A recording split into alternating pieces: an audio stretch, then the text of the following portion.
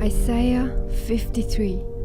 Surely he took up our pain and bore our suffering, yet we considered him punished by God, stricken by him and afflicted.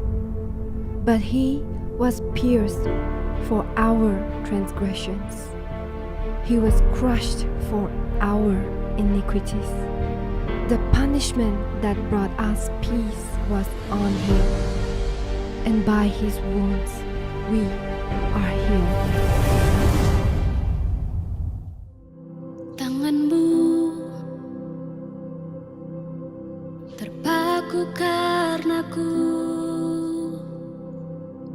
kakimu dipaku karenaku, lambungmu tertikam karenaku, tubuhmu dicambuk karenaku.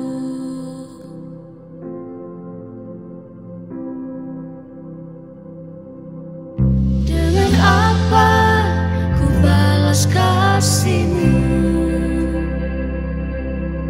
Harta dunia tak ada artinya selain tubuh, jiwa dan rohku. Di mezbamu ku persembahkan.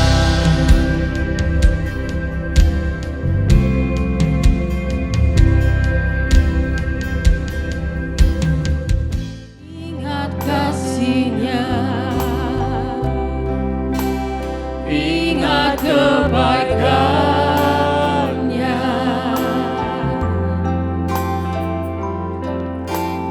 dan anugerahnya selama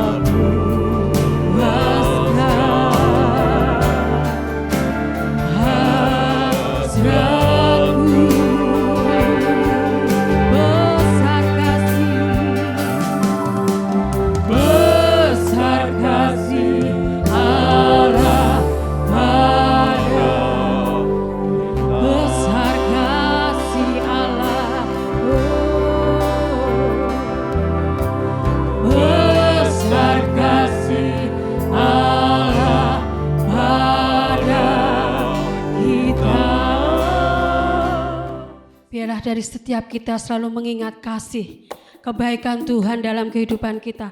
Yesus rela disiksa untuk menebus setiap dosa kita. Mari, bila kita masuk lebih dalam lagi, kita mau menyerahkan tubuh, jiwa, roh kita untuk dipersembahkan di mezbah Tuhan. Haleluya. Tanganmu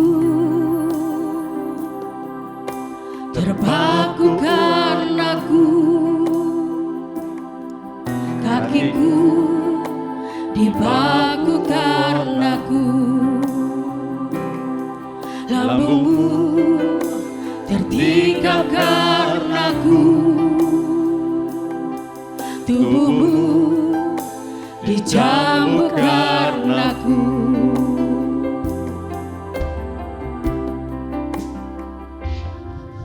Dengan apa ku balas kasih-Mu? Harta dunia tak ada artinya selain tubuh, jiwa dan rohku. Di mezbah-Mu ku persembahkan.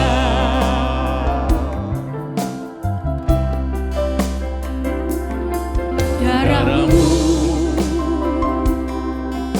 tercurah bagiku, bilur-Mu sembuhkanku. Kau mati menebus dosaku, Kau bangkit mengalahkan maut.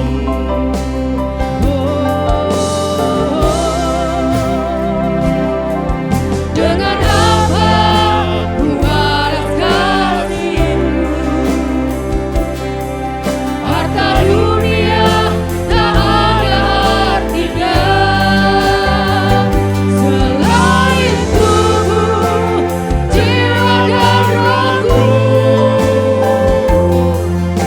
Di mezbah-Mu ku persembahkan.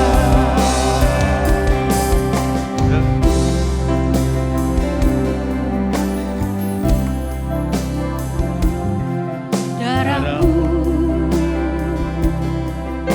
tercurah bagiku,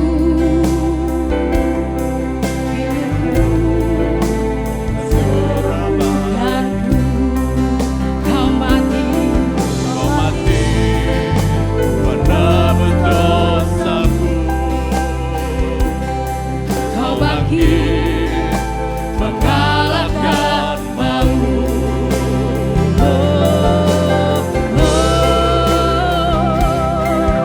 Dengan apa ku balas kasih-Mu? Harta dunia tak ada artinya selain tubuh, jiwa dan rohku. Di mezbah-Mu ku persembahkan. Dengan apa ku balas kasih? Harta dunia tak ada artinya selain tubuh, jiwa dan rohku. Di mezbah-Mu ku persembahkan. Selain tubuh, jiwa dan rohku. Di mezbah-Mu ku persembahkan. Selain tubuh, jiwa dan rohku. Di mezbah-Mu ku persembahkan. Pada satu bukit jauh dari lihat salib Tuhan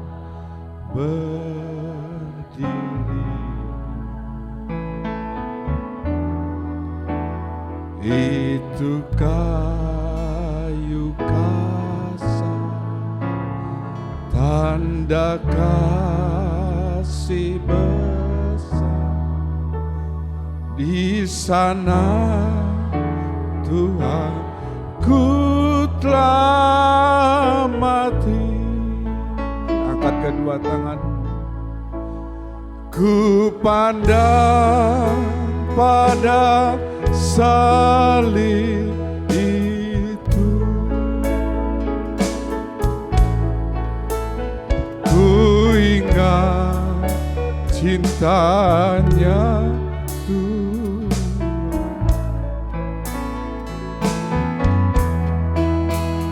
dan ku datang pada salib, sana ku dapat ampun dosa. Ku pandang pada salib itu, ku lihat cintanya Tuhanku,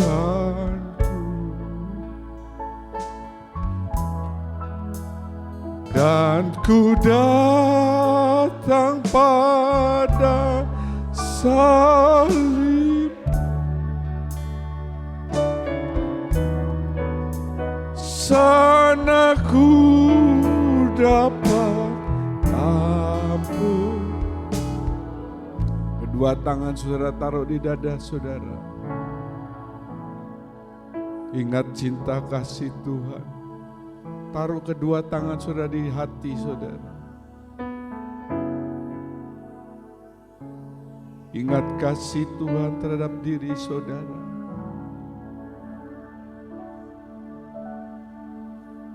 Terima kasih Tuhan, Engkau mati disiksa supaya kami beroleh hidup yang kekal. Terima kasih Bapa, terima kasih. Ucapkan syukurmu kepada Tuhan. Semua mengangkat suaranya. Terima kasih Tuhan, terima kasih. Terima kasih Tuhan. Terima kasih, terima kasih. Terima kasih Tuhan, terima kasih. Terima kasih, haleluya. Kami memuliakan Engkau. Riketere alala, irelelele,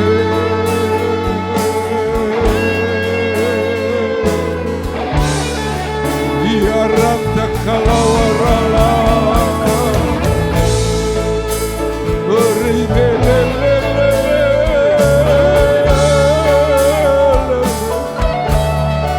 iarala.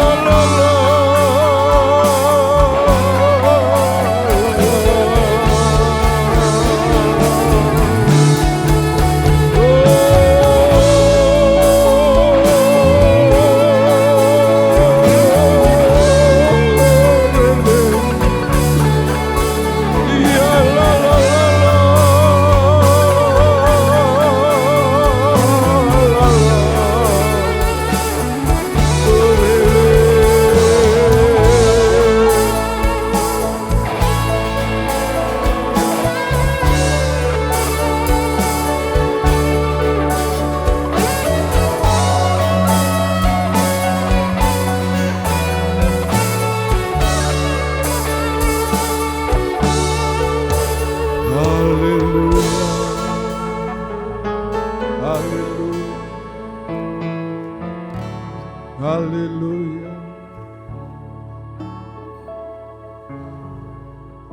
Ku pandang pada salib itu, ku ingat cintanya Tuhan,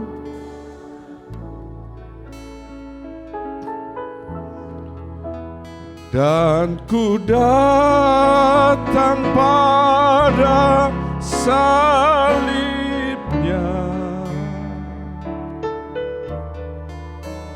sana ku dapat ampun.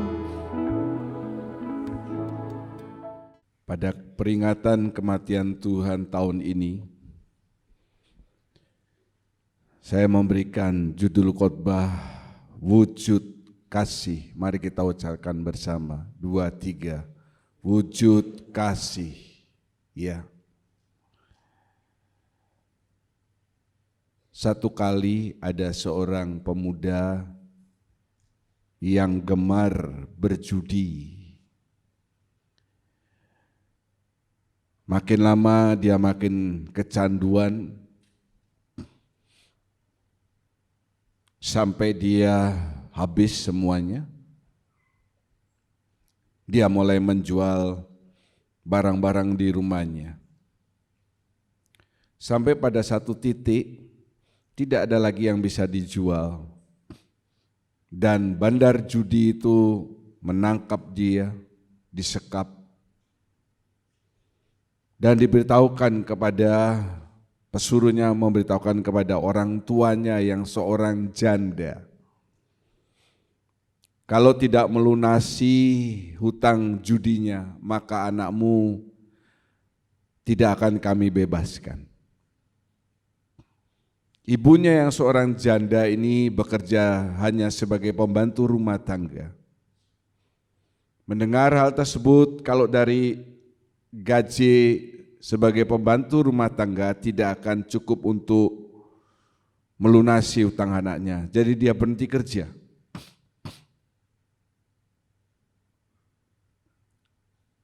Pagi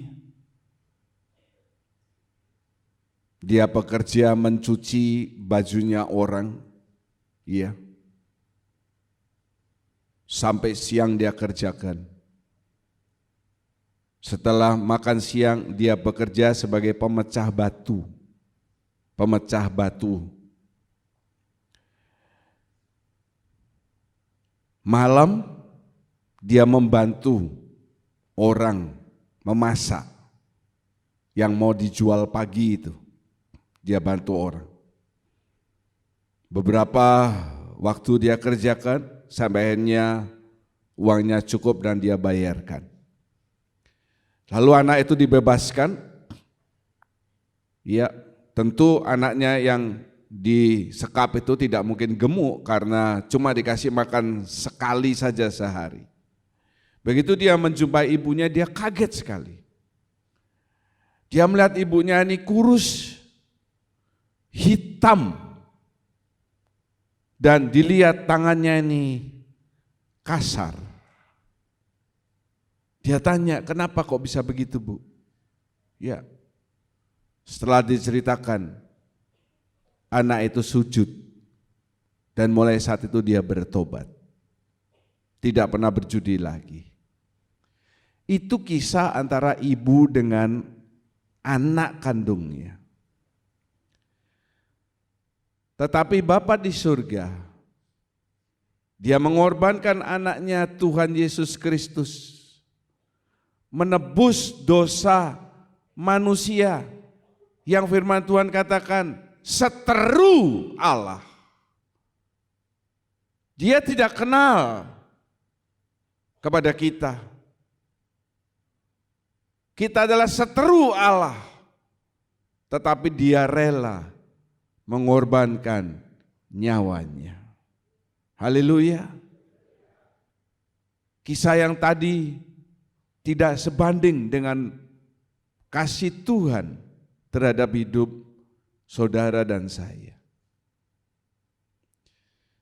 Setiap periode peringatan kematian Tuhan, saya banyak kali berkhotbah tentang kejadian yang batuk bisa minum dulu di luar.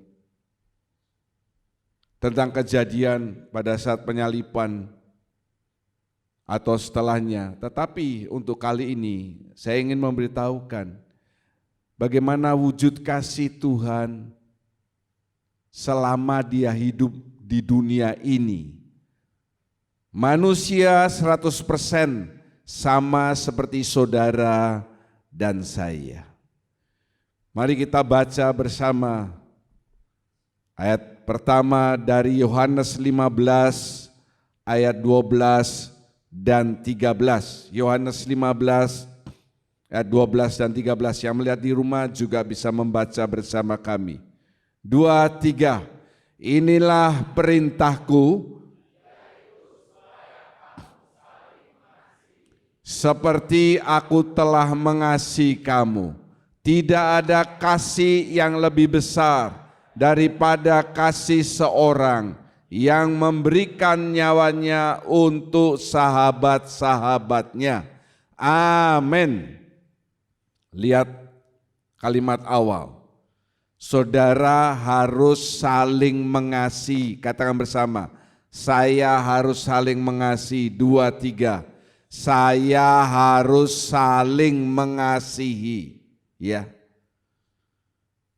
bukan saling menggosipkan, saling membenci, dan lain sebagainya. Wujud kasih yang pertama selama Yesus hidup yang bisa kita contoh karena dia, saya katakan sekali lagi, 100% manusia, sama seperti saudara dan saya, adalah kita baca bersama 2, 3. Merendahkan hati untuk melayani. Sekali lagi angkat suara. Haleluya. Merendahkan hati untuk melayani.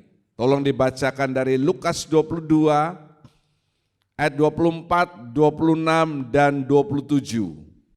Terjadilah juga pertengkaran di antara murid-murid Yesus.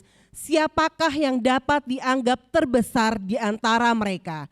Tetapi kamu tidaklah demikian, melainkan yang terbesar di antara kamu hendaklah menjadi sebagai yang paling muda dan pemimpin sebagai pelayan. Sebab siapakah yang lebih besar, yang duduk makan atau yang melayani? Bukankah dia yang duduk makan? Tetapi aku ada di tengah-tengah kamu sebagai pelayan. Haleluya. Pertengkaran itu terjadi di antara murid-murid Yesus. Pertengkaran itu juga terjadi sekarang di dunia ini di antara anak-anak Tuhan, di antara para pelayan Tuhan, di mana masing-masing ingin meninggikan diri lebih daripada yang lain. Karena firman Tuhan ini seperti cermin bagi kehidupan kita. Tetapi Yesus berkata, yang terbesar hendaklah menjadi yang paling muda. Yang paling muda itu artinya yang ngalah, yang paling kecil. Kalau kakak tertua kan dihormati kakak nomor 1. Nah ini yang paling muda, yang paling kecil, yang suka disuruh-suruh karena dilanjutkan. Kalau mau menjadi pemimpin dia harus sebagai pelayan. Inilah bedanya kita dengan orang dunia. Kalau orang dunia sudah ada pangkat bintang 1 saja, mobilnya sudah berbeda. Karena di mobilnya di atasnya pasti dikasih bintang 1, itu supaya saudara mengerti. Kalau bintang 2, bintang 3, apalagi bintang 4, itu di mobilnya sudah ada, mobilnya saja sudah ada bintangnya.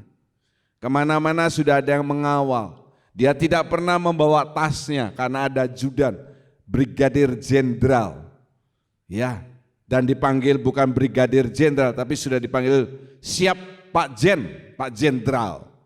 Dia tidak pernah membuka pintu mobilnya, dia tidak pernah membersihkan sepatunya.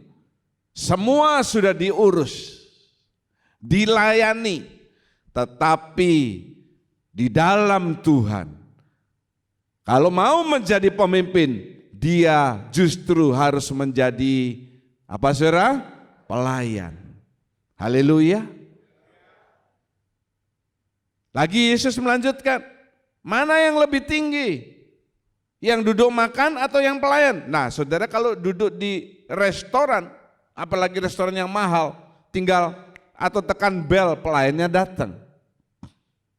Minta tambahan minum, minta tambahan sambal mungkin atau kecap manis, Saudara tidak mungkin datang ke sana ngambil-ngambil sendiri. Tinggal tekan bel, datang pelayannya. Tetapi Yesus berkata, ini yang harus kita contoh. Karena apa? Sekali lagi saya katakan, dia lakukan ini waktu dia sebagai manusia, sama seperti saudara dan saya. Dia berkata, aku ada di tengah kamu sebagai pelayan. Jadi saudara, kebesaran seseorang itu bukan ditentukan oleh hebatnya dia, pandainya dia, kayanya dia, tetapi dari kerelaan dia untuk melayani orang lain. Itu yang dipandang oleh Bapa di surga. Haleluya. Yang dilihat oleh Bapa di surga, kebesaran seseorang adalah kerelaannya untuk melayani, dan orang-orang yang seperti itulah yang nanti diangkat menjadi pemimpin-pemimpin dalam kerajaan 1000 tahun damai. Kalau saudara tidak mau belajar merendahkan hati melayani sesama saudara, jangan bilang dulu melayani Tuhan, sesama saudara dulu. Saya pastikan saudara tidak mungkin menjadi pemimpin dalam kerajaan 1000 tahun damai. Bahkan masuk kerajaan 1000 tahun damai pun aja belum tentu. Dan Yesus memberikan contoh sambungan dari Lukas tadi dalam Yohanes 13 ayat 4 dan 5 dituliskan demikian. Lalu bangunlah Yesus dan menanggalkan jubahnya. Ia mengambil sehelai kain lenan dan mengikatkannya pada pinggangnya. Kemudian ia menuangkan air ke dalam sebuah basi dan mulai membasuh kaki murid-muridnya, lalu menyekanya dengan kain yang terikat pada pinggangnya itu. Haleluya. Untuk menjelaskan ayat ini, saudara bayangkan pemimpin spiritual saudara yang banyak kali melakukan hal-hal mujizat, menolong orang lain, menyembuhkan orang lain, mengusir setan. Bahkan sudah tercengang-cengang karena dia bisa membangkitkan orang mati. Pemimpin spiritual saudara, yang memberikan contoh hidup yang luar biasa. Ya, pada suatu kali dia mengambil baskom, kain, dan dia berlutut karena kalau menyeka kaki itu nggak bisa sambil berdiri. Dia berlutut dan menyeka kaki saudara. Beberapa dari kita, saya ada beberapa kali ya, baik sebagai peserta maupun sebagai pengajar, pada saat kita sesi Dulos Camp, baik itu di Bedugul maupun di Bidek gitu ya, ada sesi. Kami sebagai pemimpin menyeka kaki anggota yang ikut. Dan saya perhatikan hampir semuanya, ya boleh saya katakan semuanya, termasuk laki-laki yang besar sekalipun, begitu pendetanya, pemimpinnya jongkok dan menyeka kakinya, semuanya menangis. Yesus, dia memberikan contoh, aku ini loh raja yang datang ke dunia, mau menyeka kakimu. Apalagi kita sesama, kita yang bukan raja, kok terlalu sombong dengan diri kita sendiri. Sebab firman Tuhan di dalam Matius 23 ayat 12 mengatakan, barang siapa meninggikan diri, dia akan direndahkan. Siapa yang merendahkan diri, dia akan ditinggikan. Supaya lebih yakin kita baca bersama, 2, 3. Dan barang siapa meninggikan diri, Dan barang siapa merendahkan diri, amin. Ingat loh. Ini firman Tuhan yang ya dan amin, yang kekal selama-lamanya. Haleluya. Siapa yang meninggikan diri, dia akan direndahkan. Dalam sebuah rumah tangga itu ada pertengkaran, saudara ya. Pertengkaran hebat. Dan pada puncaknya, istrinya itu ngomong sama suaminya dengan berkaca pinggang. Tak kasih tahu ya kamu ya, ini sesuatu yang belum pernah aku ceritakan selama kita menikah, selama kita pacaran. Dengar kamu baik-baik. Dulu itu ada banyak pria cowok-cowok yang melamar saya. Tapi semuanya aku tolak. Hanya kamu yang aku terima. Jadi jangan belagu kamu, jangan belaka. Untung kamu tuh banyak cowok yang lamar saya, semua aku tolak. Kamu yang aku terima. Ingat itu baik-baik, camkan. Waduh, ngalah saya ngomong camkan. Suaminya tertunduk dengar kata-kata itu. Dia diam. Tidak seberapa lama suaminya ngomong dengan nada yang biasa. Saya juga mau buka rahasia karena kamu sudah buka rahasia. Sebenarnya dulu itu saya sudah banyak melamar cewek-cewek. Tapi enggak ada yang mau. Semuanya menolak saya. Hanya kamu yang menerima. Camkan itu baik-baik. Jadi apeslah kamu. Ya. Jangan sombong. Jadi ini saya kasih nasihat buat pria-pria di tempat ini. Pria-pria yang sudah menikah katakan haleluya.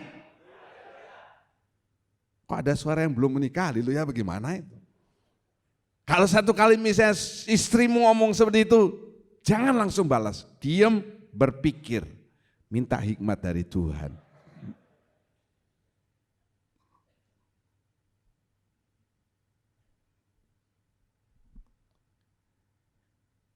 Ada lagi satu ayat dalam Filipi 2 ayat 3 sampai 4. Ya, kita baca bersama-sama. Ini ayat-ayat yang bagus. Filipi 2 ayat 3 dan 4. 2, 3. Dengan tidak mencari kepentingan sendiri atau puji-pujian yang sia-sia. Sebaliknya hendaklah dengan rendah hati yang seorang menganggap yang lain lebih utama daripada dirinya sendiri. Dan janganlah tiap-tiap orang hanya memperhatikan kepentingannya sendiri, tetapi kepentingan orang lain juga. Amin. Saudara sudah baca? Ya, saudara ucapkan. Hendaklah dengan rendah hati yang seorang menganggap yang lain lebih utama. Dan jangan saudara ini hanya pikir untuk kepentingan saudara sendiri. Kalau saudara memikirkan kepentingan orang lain itu memikirkan kepentingan orang lain. Orang yang lain memikirkan kepentingan saudara, itu indah saudara. Haleluya. Haleluya. Kisah ini kisah nyata. Ini saya teringat sebuah buku yang sudah lama sekali. Kisah nyata terjadi di China. Ada dua bersaudara yang bekerja di ladang yang sama, mengerjakan ladang yang sama. Lalu kalau sudah panen, hasilnya dibagi rata, setengah-setengah. Hanya dua bersaudara, orang tua mereka sudah meninggal. Waktu padi itu sudah masuk ke lumbung mereka, yang sulung ini berpikir,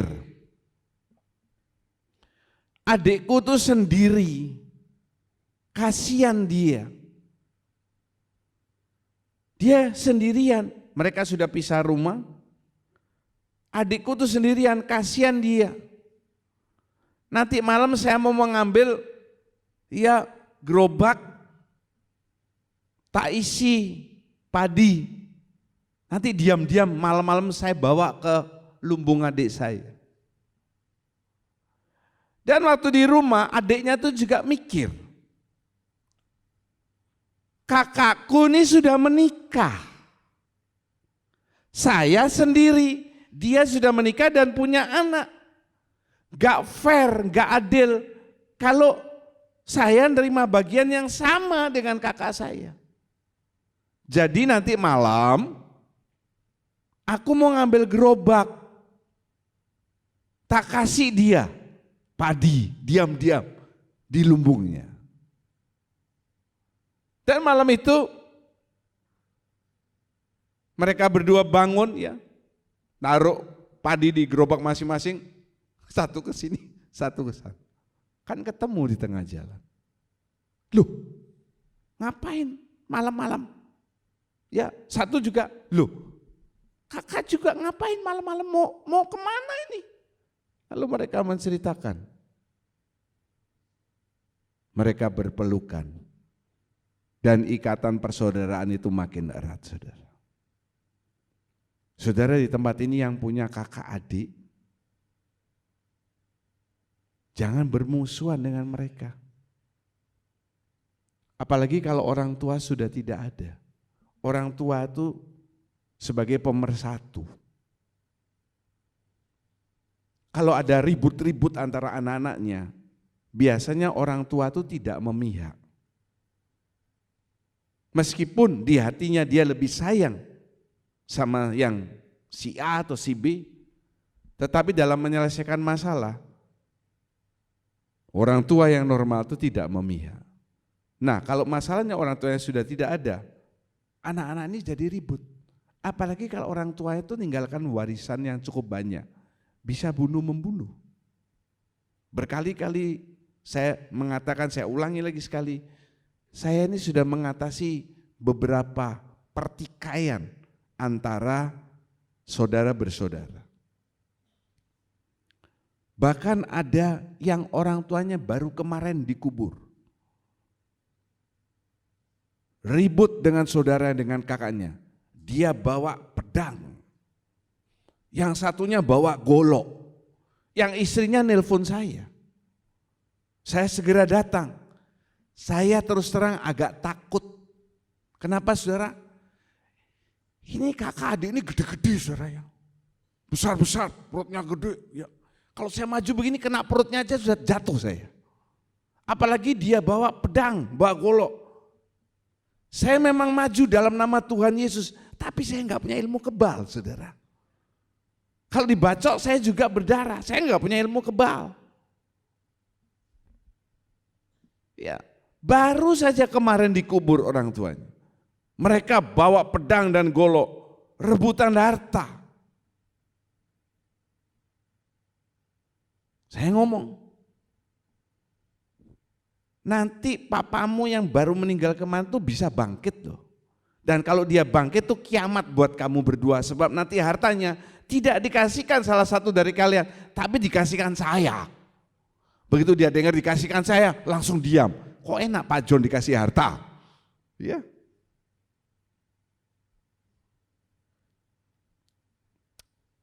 Mari dengan hati yang kasih, saudara pegang kiri kanan saudara, katakan, saya mengasihi kamu.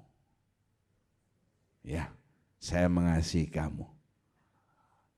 Kasih tahu sekali lagi, kamu lebih utama dari saya. Kasih tahu saudara, ya, kamu lebih utama dari saya. Alangkah indahnya saudara ya. Kalau saudara pergi ke tempat makan, duduk sana, tidak lama datang saudara seiman. Lalu waktu saudara mau bayar, dikasih tahu, sudah dibayar sama dia. Enak kan? Enak enggak? Nah, kalau merasa enak, jangan lupa lain kali ganti ajak dia makan. Ya, jangan pulang gereja tanya, nanti mau makan di mana? Maksudnya saudara diam-diam nyusul dia supaya dia bayari kamu terus. Saya ini beberapa kali loh saudara ya, saya sedang berkhotbah. Saya beberapa kali makan dibayari orang. Dan yang lucu, orang itu bukan anggota gereja saya. Bukan. Kalau saya makan dengan anggota saya, justru saya nggak pernah dibayari. Itulah nasibnya Pak John Paul. Saya beberapa kali makan, saya mau bayar, sudah dibayar. Waduh, dia kenal saya karena saya pernah khotbah di gerejanya. Dia tahu dibayari. Ya, saya ingat itu saudara. Nanti lain kali kalau saya makan ada dia, saya pasti bayari dia. Tapi puji syukur sampai saat ini, kok jelek sekali ketawamu tuh. Puji syukur saya selalu berharap supaya ketemu dia di tempat lain. Udah tah, kamu asumsi negatif kan? Saya tidak memperpanjang khotbah ini karena saya tersinggung, saudara.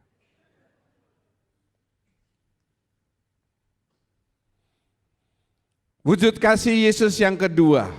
Mari kita baca dengan suara yang yakin. 2, 3. Mengampuni orang yang bersalah. Sekali lagi.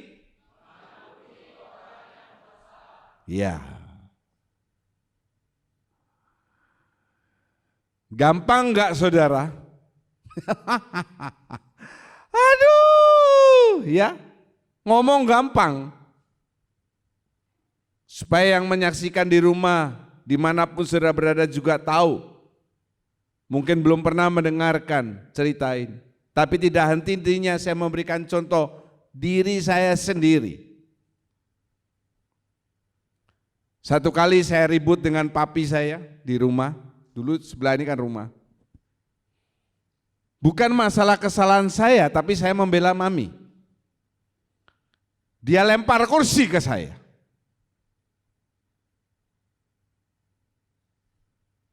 Ya, dia lempar kursi ke saya.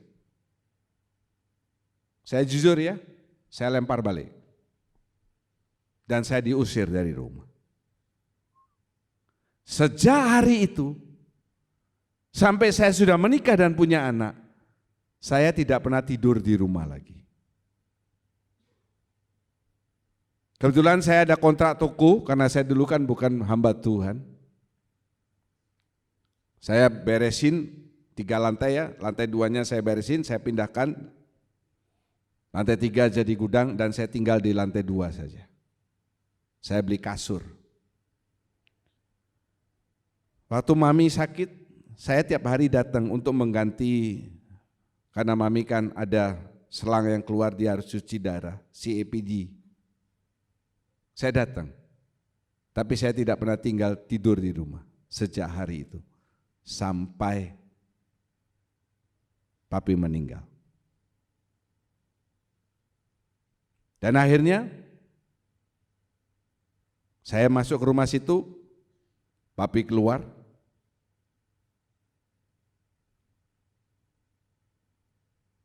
Hubungan saya sudah retak. Namanya anak laki, apalagi saya orangnya keras. Diusir ya sudah, saya tidak mau kembali. Bertahun-tahun loh saudara. Bahkan saya sudah menjadi pendeta. Bertahun-tahun saya tidak bisa memaafkan dia. Saya merasa ya sudah.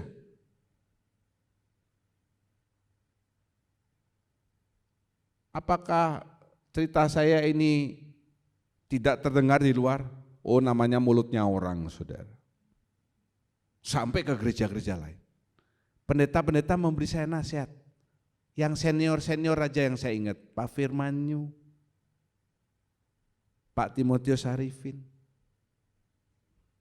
Saya cuma, iya. Tapi saya ketawa dalam hati.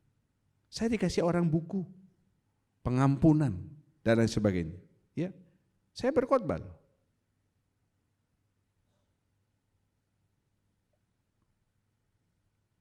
Sampai satu titik, Tuhan sendiri yang menjamah hati saya. Tidak ada omongan orang yang mempan. Saya cuma bilang, kamu enggak ngerasain. Karena peristiwa ini akumulasinya, bukan hanya sekali itu aja. Sampai akhirnya Tuhan menjamah hati saya. Dan di saat itu berubah 180 derajat. Ya. Cerita selanjutnya, bagi saudara yang belum tahu, bisa menghubungi saya akan cerita dengan lengkap, tentu di tempat makan yang enak. Dan waktu papi saya meninggal, tidak ada rasa penyesalan. Ya, karena pengampunan yang saya berikan, itu bisa membuat papi saya yang tadinya cuma tidur karena stroke, dia bisa duduk, bisa jalan, bisa pergi jalan-jalan dengan saya. Itulah kuasa pengampunan. Haleluya.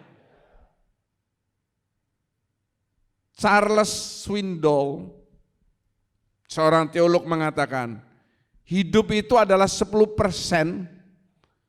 mengenai apa yang terjadi terhadap saudara. Dan 90%-nya bagaimana saudara bereaksi. Kalau saudara dulu sekolah SMP kan ada fisika, aksi apa?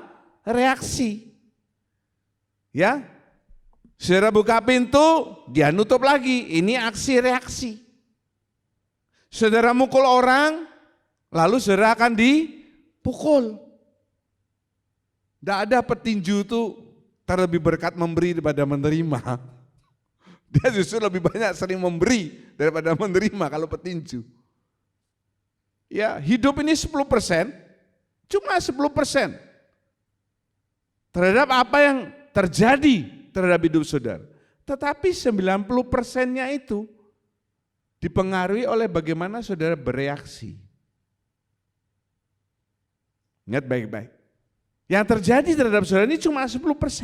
Masalah, penyakit, pencobaan, problema. 90%-nya ini bagaimana saudara bereaksi.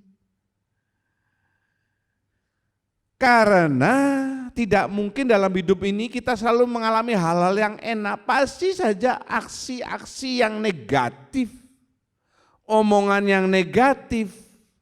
Saya katakan masalah, pencobaan, problema, sakit, penyakit itu hal-hal yang negatif. Bisa menimpa saudara. Tiba-tiba. Sekarang dilihat bagaimana reaksi saudara. Saudara negatif, saudara balas negatif. Atau bagaimana? Karena saudara, Yesus itu berulang kali dikecewakan oleh murid-muridnya. Mungkin tidak dituliskan, tidak cukup kalau dituliskan di dalam 4 Injil. Tentu murid-muridnya ini juga suka buat hal-hal yang mengecewakan. Kenapa saya katakan demikian? Ingat loh, orang yang terpelajar saja bisa membuat hal ulah-ulah yang aneh-aneh. Apalagi maaf yang kurang terpelajar. Sedangkan murid-murid Yesus sebagian besar itu orang-orang yang tidak terpelajar. Ya, nelayan. Hanya 1-2 aja yang lumayan. Yang lainnya tidak terpelajar. Sifatnya itu keras. Tidak ada nelayan tuh sifatnya lemah lembut, tidak bisa. Kalau lemah lembut dia begitu naik kapal jalan sebentar aja udah muntah karena pusing. Gelombang, badai, dia hadapi semuanya. Kasar. Makanya waktu Yesus ditangkap, Petrus memotong telinganya Malkus. Kasar. Tidak bisa disalahkan Petrus. Karena dia nelayan, kuat dia, badannya besar. Wow, lihat gurunya disiksa, ditangkap, bukan disiksa, ditangkap. Dia marah. Dia potong telinganya. Bahkan Dia dikhianati dan dijual, ditusuk, step from behind.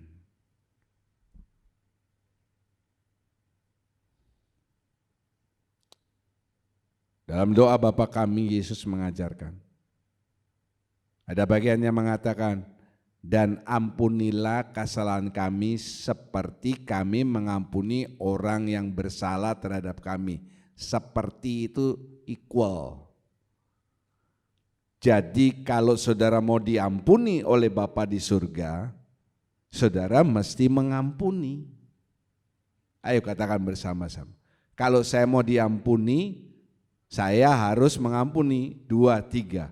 Kalau saya mau diampuni, saya harus mau mengampuni. Sekali lagi saya mengatakan, ngomong itu gampang. Tapi kalau saudara sudah kena terus sama satu orang berkali, sulit loh.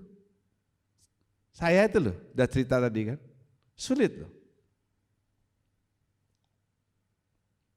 Dan sejak saya melepaskan pengampunan kepada papi saya datang ke dia. Setiap kali saya membaca firman, memeriksa firman, itu kayak semuanya terbuka. Dulu itu bikin memangnya ya bagus juga khotbahnya. Tapi agak, ya gimana ya, beda. Ini kayak terbuka, oh kasih yang sini, Tuhan kasih tahu yang sini, kasih tahu yang sini. Dan Tuhan bisa lebih sering bicara kepada saudara. Haleluya. Ampuni. Kalau ada di tempat ini, saudara yang punya kebencian terhadap yang lain. Entah karena faktor apa. Rugi sendiri kalau saudara tidak mau mengampuni. Karena apa? Itu membuat saudara sakit. Kepikiran. Orang kalau kepikiran tuh enggak bisa apa saudara? Tidur. Banyak mikir. Banyak orang yang di tempat tidur bolak-balik butuh waktu setengah jam, 1 jam baru tidur. Pak Pohok pernah pergi ke Jakarta dengan saya ikut seminarnya Ibu Indri Gautama. Waktu itu kita masih naik pesawat Adam Air. Sekarang Adam Air sudah jadi Amsterdam Air.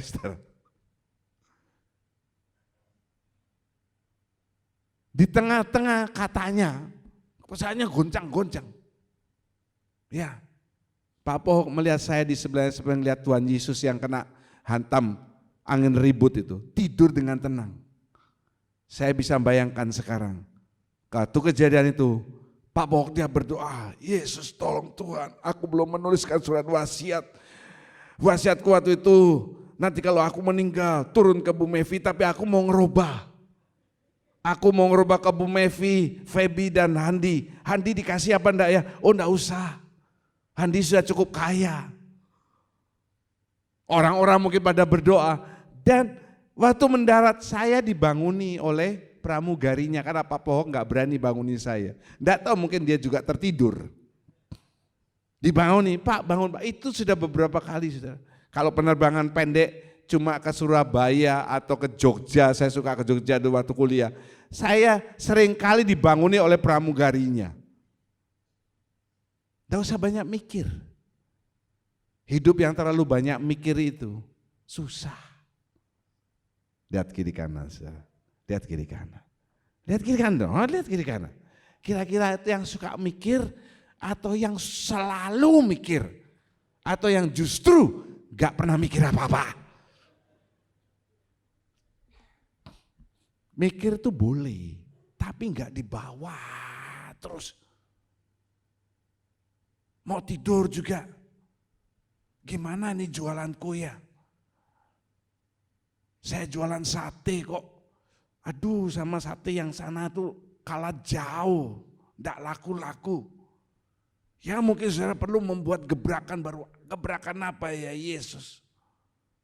Saudara sudah milih ayam terbaik, bumbu terbaik, kacang terbaik, kecap terbaik. Bukan lagi kecap nomor 1 tapi kecap nomor 0. Tidak laku-laku, apa yang harus saya lakukan? Gampang, bakar pasti rame saudara.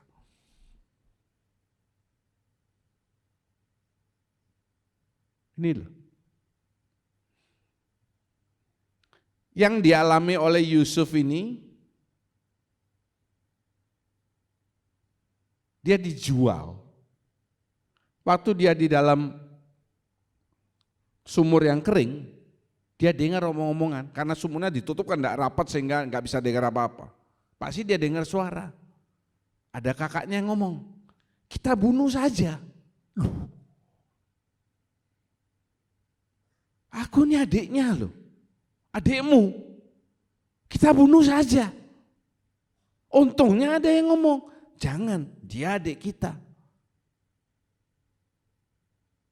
Lalu mereka bersepakat, sepakatnya itu kan pasti Yusuf dengar di dalam sumur itu. Kita jual saja. Yusuf tahu kalau dia dijual, dia bukan dijual untuk dijadikan pangeran. Dia dijual, dia tahu untuk menjadi budak. Dan budak zaman dulu, saudara bisa apakan saja. Kalau budak perempuan, silakan mau diperkosa, mau diapa, bergiliran silakan. Mau diapakan saja. Iya. Budak itu sudah dibeli semua. Tentu Yusuf yang masih kecil culun ini ketakutan saudara. Apa yang dia pikirkan waktu dia dijual dan menjadi budak?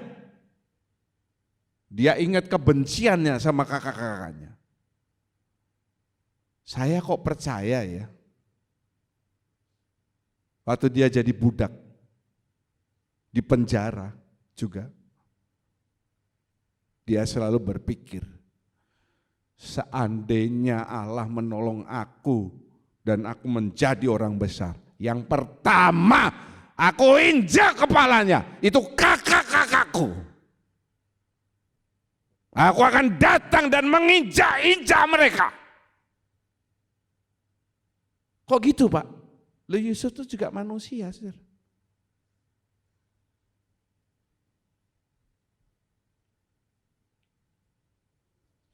Tapi rupanya pemikiran itu makin lama makin terkikis.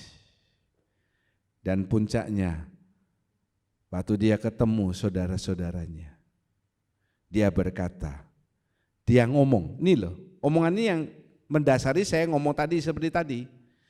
Memang kamu ini merencanakan yang jahat terhadap saya, ya toh? Iya enggak? Aku ingat tuh suaramu bilang bunuh saja. Aku ingat kamu yang ngasih ide, dijual. Ya, kamu ini merencanakan terhadap aku yang masih kecil. Tetapi Allah merencanakan yang baik untuk memelihara umatnya. Waktu kakak-kakaknya ini akhirnya tahu bahwa yang dilihat nih adiknya, kenapa kok ada kakak-kakaknya tidak mengenali? Yusuf ini kan berubah. Bukan menjadi Iron Man, bukan. Dia masih kecil, kalau udah gede berubah. Ada orang yang kecilnya cantik, gedenya jelek. Ada orang yang kecilnya jelek, gedenya tambah jelek.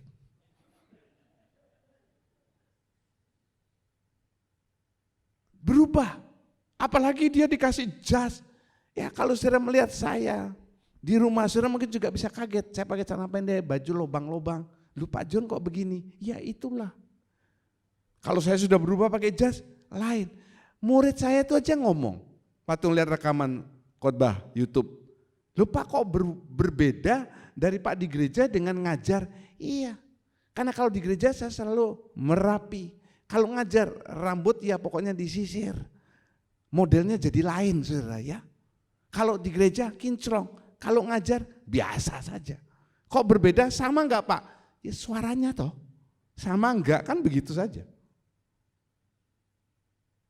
Begitu kakak-kakaknya tahu. Karena Yusuf memperkenalkan dirinya. Saya percaya semuanya rebah, sujud dan ketakutan. Di pinggirnya itu pengawalnya semua. Waduh, sekarang aku dijak-injak bahkan dibunuh, digantung oleh Yusuf. Pasti.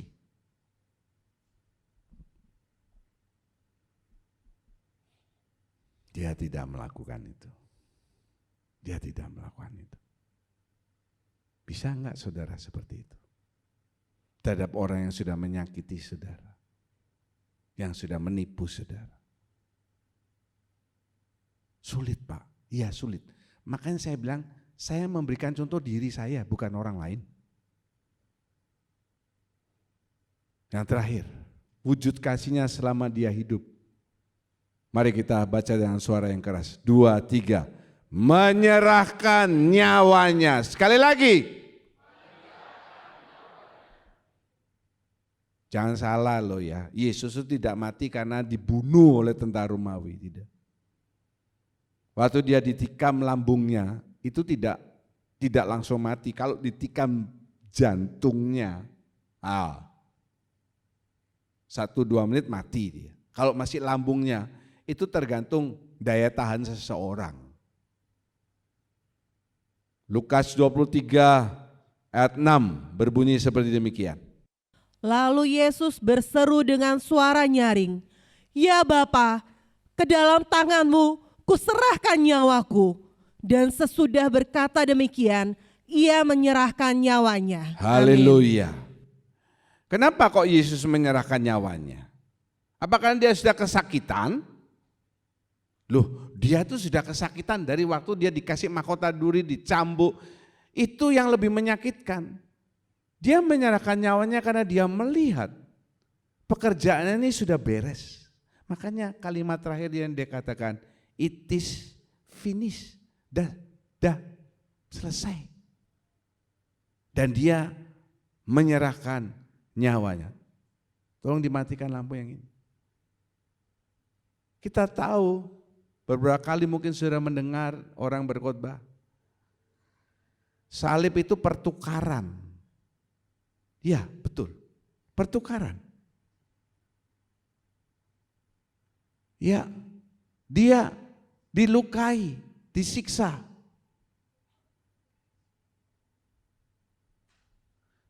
Supaya kita sembuh. Saudara yang sakit di tempat ini, percayakah saudara ada kuasa dari bilur-bilurnya Yesus? Yang percaya katakan haleluya. Di salib ini Yesus dibuat berdosa oleh karena dosa kita, supaya kita dibenarkan oleh kebenarannya. Kebenaran Allah menyelamatkan saudara. Itu jangan lupa, ayatnya ada. Yesus mati supaya saudara, kita semua menerima hidup yang kekal nantinya. Haleluya. Tidak usah khawatir terhadap kematian. Masalahnya saudara mati lalu binasa atau mati dan mendapatkan hidup yang kekal. Ya, Yesus menanggung kemiskinan saudara. Supaya apa? Supaya saudara bisa hidup dalam kelimpahan. Yang yakin katakan haleluya. Kelimpahan itu bukan cuma uang saudara. Saudara punya banyak uang, tapi saudara tidak ada damai, saudara penyakitan, saudara ada problema. Untuk apa uang itu? Kelimpahan di sini, kelimpahan dalam segala hal. Kelimpahan damai sejahtera dalam hati saudara. Kelimpahan pertolongan Tuhan. Itu loh. Ya. Yesus dibuat malu. Dia disalib, ditelanjangi supaya saudara bisa mendapatkan kemuliaan Allah dalam hidup saudara. Haleluya. Saudara mungkin dipandang rendah oleh orang lain, tidak masalah. Yang penting saudara tidak dipandang rendah oleh Bapa di surga. Ya. Kemudian Yesus menanggung penolakan saudara terhadap Bapa. Bapa dulu waktu kita SMS kan ada gambar ini ya, ini lobang. Hanya karena Yesus. Nah ini dia, supaya kita bisa menerima bahwa Bapa di surga itu menerima saudara menjadi anaknya. Kalau tidak ada korban Yesus di salib, jurang ini tetap menganga. Jurang antara manusia dengan Allah karena manusia sudah jatuh di dalam dosa. Dia dijadikan terkutuk, ya, supaya saudara boleh masuk orang yang dikutuk, terkutuk itu nggak dapat apa-apa. Orang tua bilang, tak kutuk kamu, itu nggak dapat warisan. Dia dibuat terkutuk supaya kita bisa masuk ke dalam berkat-berkat dan kemuliaannya. Haleluya. Salib itu pertukaran.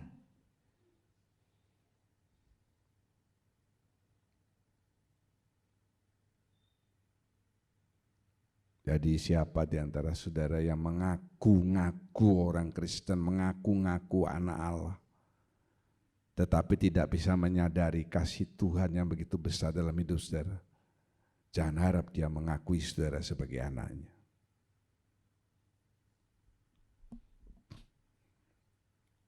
Kisah terakhir, kisah nyata. Kalau orang namanya John itu saya senang saudara ya. Kecuali John Lennon. Ini seorang pendeta dari Inggris yang bernama John Harper. Nah, kalau ada John-nya itu saya senang. John Harper. Dia pendeta di England. Satu kali dia diundang untuk berkhotbah di Chicago. Chicago itu di Amerika. Di gerejanya D.L. Moody. Saudara pernah dengarkan saya pernah khotbah tentang D.L. Moody itu. Dan dia naik kapal pada bulan April tahun 1912. Dia naik kapal bersama putrinya yang masih berumur 6 tahun. Istrinya mana Pak? Mati. Karena tidak ada istrinya, ya diajak dong anaknya. Karena dia mau khotbah di Amerika. April 1912 dia naik kapal yang begitu besar. Yang filmnya dilihat oleh Oma Lehat 4 kali. Dengan membawa bukan sapu tangan, tapi serbet. Karena sapu tangan tidak bisa cukup menahan air matanya. Dan setiap kali yang cewek membentangkan tangannya di depan tuh Buritan tuh Haluan, anaknya kapten. Enggak tahu dia. Depan tuh Buritan tuh Haluan, saudara. Ada yang bisa bantu saya? Ya. Nanti buka di Google, awas keluar di kuis. Woi, Oma Lehat nangis. Bercucuran darah, kok darah? Air mata. Apa nama kapalnya? Titanic. Titanic, April 1912. Dan kita tahu Titanic itu yang mengatakan, bahkan ada yang mengatakan bahkan Tuhan saja nggak bisa menenggelamkan kapal ini karena begitu luar biasa besar. Dia nabrak gunung es yang keluar dari lautan. Nggak tahu kaptennya, namanya di bawah. Tidak langsung tenggelam karena gede. Di tengah kekacauan itu John Harper juga ingin menyelamatkan nyawanya. Dia ambil anaknya, dia lari ke Skocia.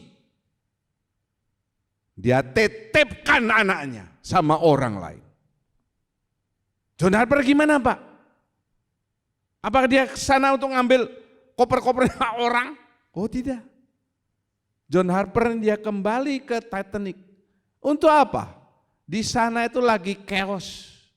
Orang-orang pada takut mati karena tahu nih kapal akan tenggelam.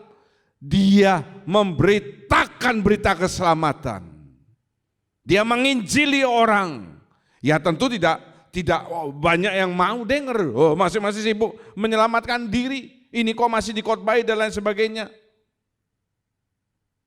Tapi ada beberapa orang yang menerima yang dia sampaikan dan bertobat, menerima Tuhan Yesus pada saat itu. Ada beberapa yang menerima.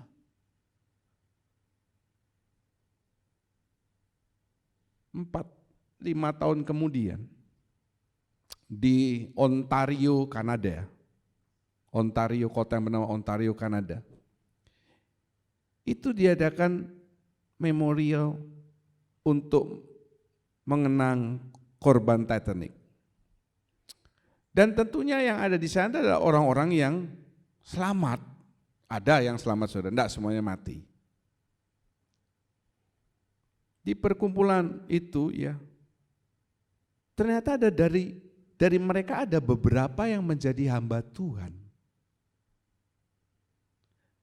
Ada satu kesaksian dari seorang hamba Tuhan yang mengatakan, saya orang terakhir yang melihat John Harper.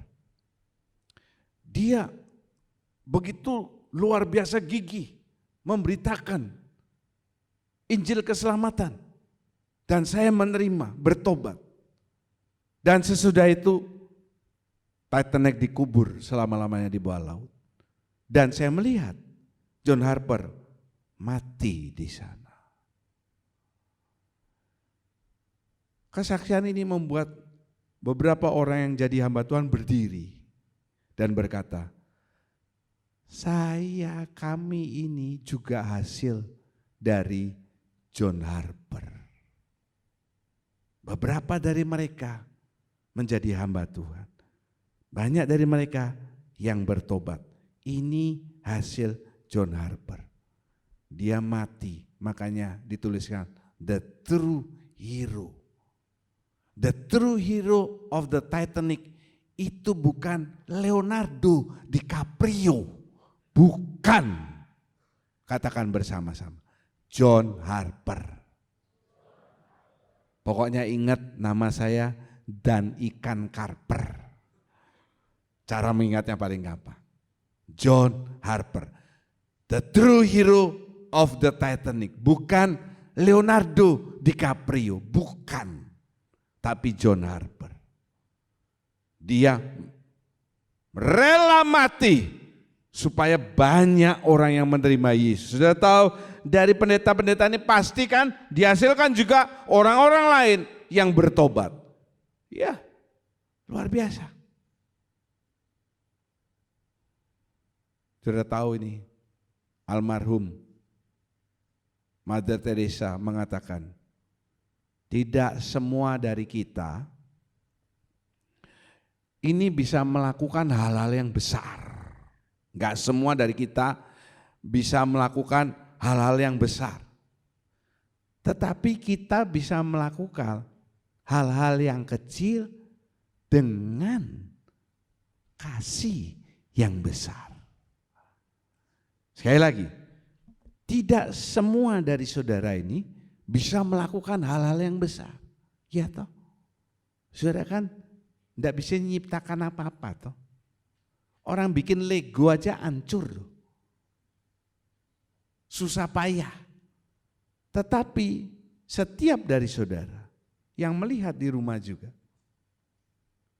ini bisa melakukan hal-hal yang kecil, tetapi dengan kasih yang besar. Haleluya. Mari kita berdiri bersama. Above all power, above all kings, above all nature and all created things, above all wisdom and all the ways of man. You were here before the world began. Above all kingdoms, above all thrones, above all wonders the world has ever known, above all wealth and treasures of the earth, there's no way to measure what you're worth. Crucified, laid behind the stone, you live to die, rejected and alone, like a rose trampled on the ground. You took the fall and thought of me telepon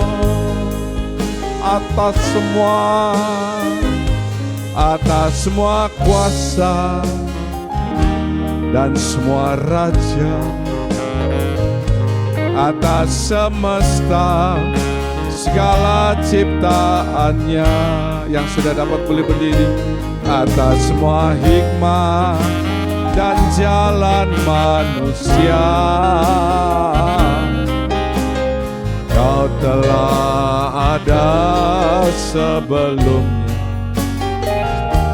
Atas kerajaan yang berkuasa, semua kejayaan di dalam dunia, atas semua harta kekayaan yang ada, Kau lebih dari. Angkat kedua tanganmu tinggi di atas kepala.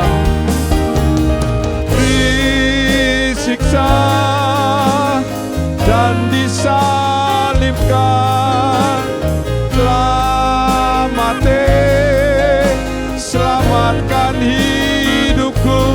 Betapa Kau mengasihiku, lebih dari segalanya.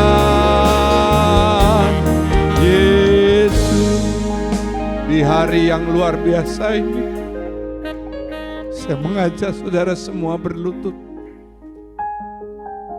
Yang di atas juga berlutut. Semuanya berlutut.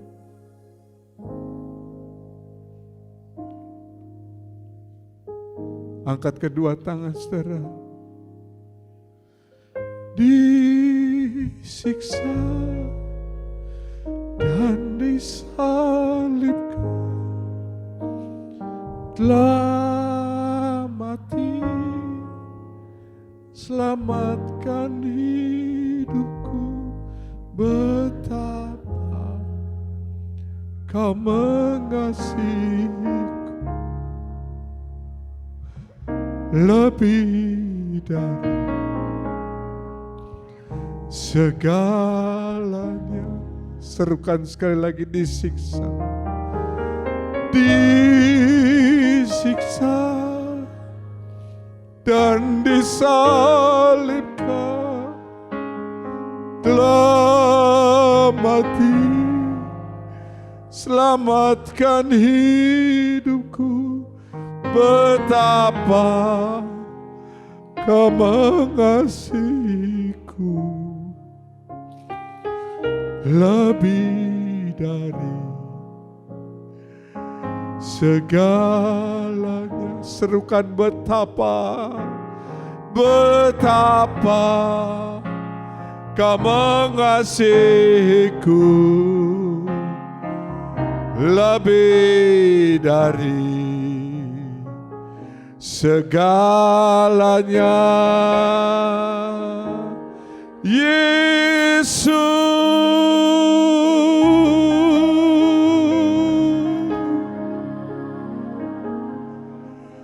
angkat suara saudara, sembah Dia. Yesus,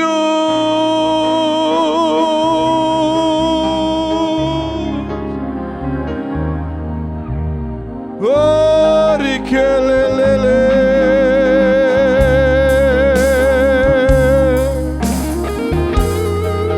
ya rata kalawala malasikele kelebere,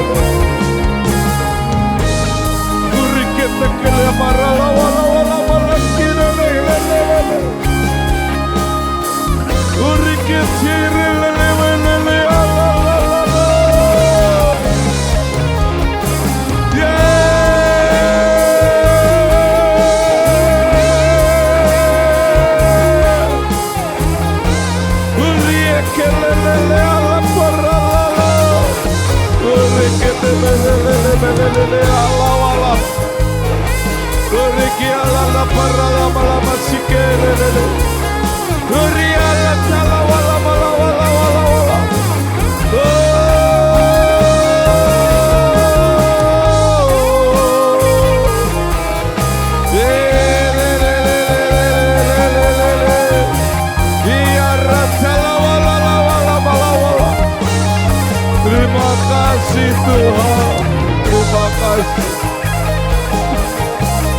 Terima kasih Yesus, terima kasih.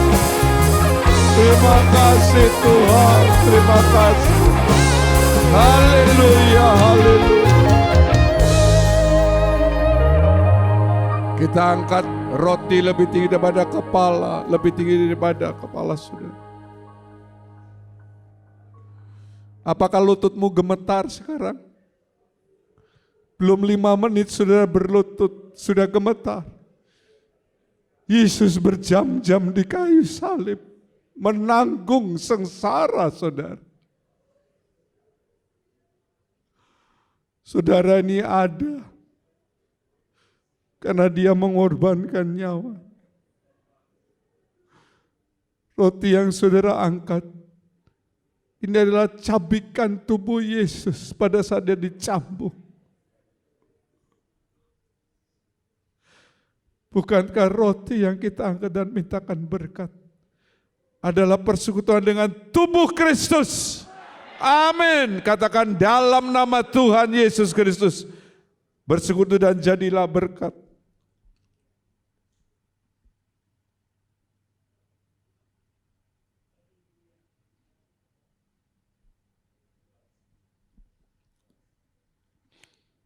Dengan tangan kanan angkat cawan berisi anggur.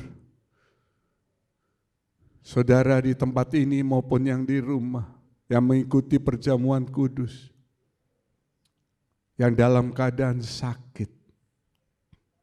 Dokter ini mengatakan itu, dokter itu mengatakan itu, dokter ini memberi saran itu, dokter itu memberikan saran itu. Ini kesempatan yang luar biasa. Sudah datang kepada dokter di atas segala dokter.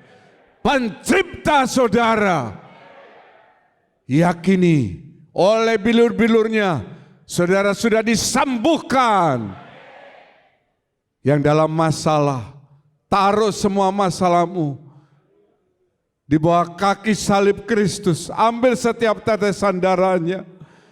Bukankah cawan bersih anggur yang kita angkat dan mintakan berkat adalah persekutuan dengan darah Kristus? Amin. Dalam nama Tuhan Yesus Kristus, minum dan jadi berkat dalam hidup saudara. Mari kita angkat kedua tangan, ucapkan syukur untuk kasih Tuhan, untuk pengorbanannya, untuk penebusannya, untuk kasihnya yang begitu luar biasa. Ucapkan syukur, terima kasih Tuhan, terima kasih. Engkau sungguh Allah yang mulia, terima kasih, terima kasih. Bapa, sungguh kami bersyukur Tuhan atas pengorbanan dan kasih-Mu terhadap kami. Kami percaya Tuhan, saat ini adalah titik balik kami Tuhan. Setelah mendengar akan firman-Mu Tuhan, adakah kami bisa saling melayani satu dengan yang lain? Adakah kami bisa saling mengampuni Tuhan? Ampuni kami Tuhan, kami mau menjadi murid-Mu Tuhan. Kalau selama ini Tuhan kami belum dapat seperti apa yang Engkau kehendaki dalam kehidupan kami, ampuni kami Tuhan, ampuni kami. Biarlah pada saat ini Tuhan, pagi hari ini kami boleh menyelidiki hati kami masing-masing, sehingga boleh menjadi satu titik balik di mana kami boleh mengikuti perintah Tuhan dan mau menjadi murid-Mu Tuhan. Oh Tuhan, terima kasih buat pengorbanan, terima kasih buat kasih setia Tuhan. Biarlah kami boleh hidup berkenan di hadapan Engkau Tuhan. Tuhan, terima kasih buat hamba-Mu yang telah membagikan kebenaran firman-Mu Tuhan. Kamu pakai dia lebih lagi Tuhan, biar dia juga menyadari akan panggilannya Tuhan. Mampukan dia untuk melayani Engkau dengan sungguh-sungguh Tuhan. Karena waktu ini waktu yang sudah sangat singkat Tuhan. Kami semua boleh menyadari hal itu Tuhan, sehingga kami boleh hidup berkenan di hadapan Engkau Bapa. Terima kasih atas persetujuan dengan tubuh dan darah-Mu yang akan membenarkan kami, akan menguatkan kami. Terpuji namamu Tuhan. Di dalam nama Tuhan Yesus Kristus kami berdoa dan mengucap syukur. Amin. Terima kasih Bapa yang kami sembah di dalam Tuhan Yesus Kristus. Kami mengucap syukur Tuhan atas kebaikan-Mu sepanjang hidup kami. Tuhan masih memberi kami kesempatan pada hari Jumat Agung ini ya Tuhan, kami beribadah Tuhan. Biarlah Tuhan, atas kasih-Mu yang begitu besar Tuhan, Kau sudah menderita atas kehidupan kami. Biarlah kami selalu mendekatkan diri di hadapan-Mu Tuhan. Terima kasih ya Tuhan, atas firman yang disampaikan oleh Bapak Gembala Tuhan, itu dapat menguatkan hati kami, itu menjadi pelita dalam kehidupan kami, selalu mendekatkan diri di hadapan-Mu ya Bapa. Dan tiba saatnya Tuhan, kami akan memberi yang terbaik dalam kehidupan kami. Kau berkati setiap kehidupan kami ya Tuhan. Biarlah kami memberi dengan sukacita dan sukarela Tuhan. Dan tak lupa kami berdoa buat saudara kami Tuhan, yang sudah mengikuti atau menyaksikan ibadah ini Tuhan, dan memberi persembahan melalui YouTube atau TV Press Media Tuhan. Biarlah Tuhan akan memberkati kehidupan mereka,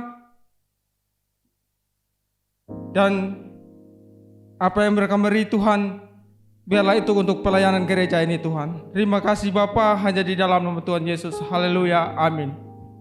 Kami menengadahkan kedua tangan, mengangkat wajah, mengucap syukur untuk kasih setia Tuhan. Karena kami yakin pada saat ini tingkap-tingkap surga sedang terbuka. Engkau memandang kami dengan wajah kasih-Mu, mencurahkan berkat-berkat yang kami butuhkan untuk setiap aspek kehidupan kami. Berkati persembahan yang sudah diberikan, setiap yang melayani kemah suci hari ini, anugerah Tuhan ditambahkan dalam hidup mereka. Siap tangan memberikan persembahan kudus, tanda mereka mengikat perjanjian garam dengan Engkau. Dari perkara yang paling sederhana, percayalah janji Tuhan yang ya dan amin akan digenapkan dalam kehidupan saudara. Terimalah berkat kematian dan kebangkitan Tuhan dalam kehidupanmu. Kematian berarti engkau mengalami sakit penyakit, masalah, problema, apapun itu juga. Tetapi yakinlah, Yesus tidak hanya mati, tetapi Dia bangkit dan sudah bangkit. Maka kemenangan, kesembuhan, pertolongan juga menjadi milik saudara. Terima kasih, segala puji dan syukur kami naikkan dalam namanya Tuhan Yesus Kristus. Kami berdoa dan mengucap syukur. Haleluya. Kiranya Engkau memberkati aku